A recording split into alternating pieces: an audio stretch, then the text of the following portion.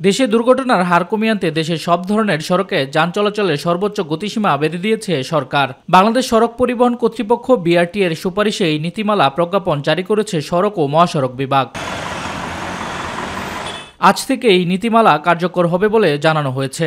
তবে এই নিয়মে অ্যাম্বুলেন্স এবং ফায়ার সার্ভিসের মতো জরুরি পরিষেবা দেয়া যানবাহনের জন্য প্রযোজ্য হবে না বলেও জানিয়েছে।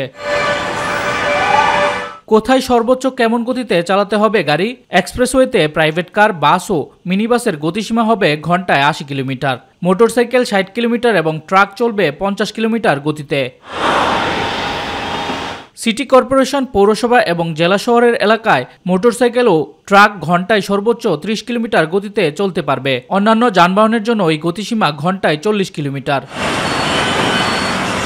জেলা সড়কে প্রাইভেট কার, বাস ও মিনিবাসের ক্ষেত্রে ঘন্টায় ৬০ কিলোমিটার, মোটরসাইকেল সর্বোচ্চ ৫০ কিলোমিটার এবং ট্রাক ও আর্টিকুলেটেড লরির ক্ষেত্রে ঘন্টায় সর্বোচ্চ ৪০ কিলোমিটার গতি নির্ধারণ করা হয়েছে।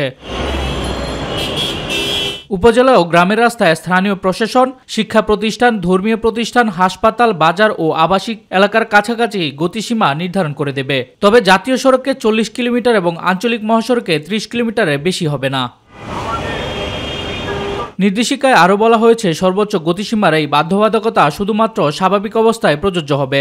দুর্যোগপূর্ণ আবহাওয়া, প্রখর রোদ, অতিরিক্ত বৃষ্টি, ঘন কুয়াশা ইত্যাদি প্রতিকূল পরিস্থিতিতে নিয়ন্ত্রণযোগ্য নিরাপদ গতিসীমা প্রযোজ্য হবে।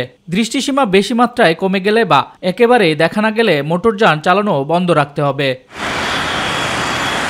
শামস তাবরিজ উচ্ছ্বাস, মাই টিভি নিউজ ডেস্ক।